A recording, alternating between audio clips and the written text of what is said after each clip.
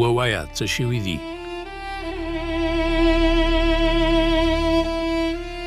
په احمدشاه وایي چې خپل سرتیري د برید لپاره تیار کړه.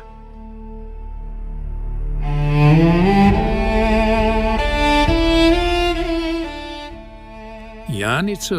په کوم ځای؟ مشهد.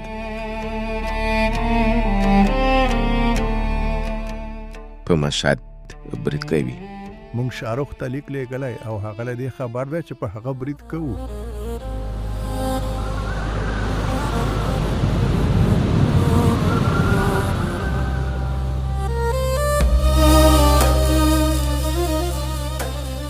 داسې د پښتون وینه تویه کړې کومه چې هېڅکله بې څوکه نه ده.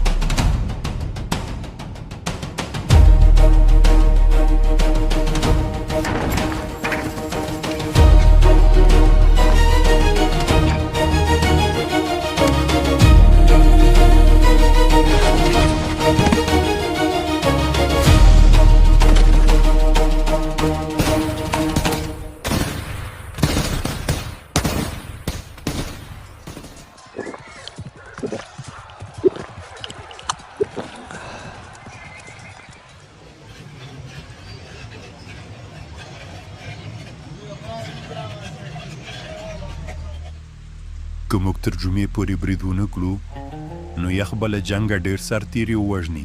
په دومره لوړو دیوالونو برید کول ځینې غواړي جهانه، او هغه موږ سره نشته. اوس مهال برید کول ځان وژنه ده. شاهرخ کلی په برجونو کې غشي ویشتونکي لري، هغوی به مو مخکې له رسېدلو له منځه ویسي.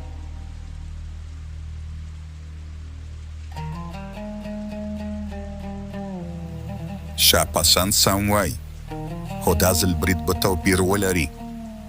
شاهنشاه امر کړی چې د توپ جوړونې لپاره چې هر څومره میس وي له سرتیرو یې راټول کړو. موږ لا د مخه واورو په عذاب کړي، اوس باید د خوړو لوښي هم درته وسپارو.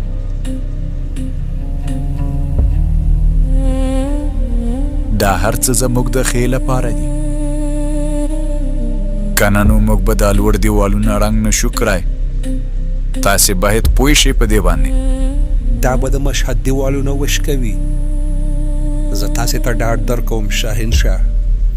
دا چې توپ دې جوړ کړ نو شاباس.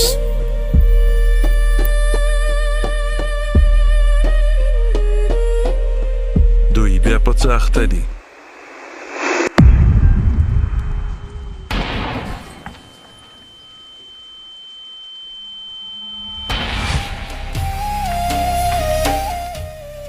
شاهنشاه افغانانو دیوالونه له منځه ویوړل.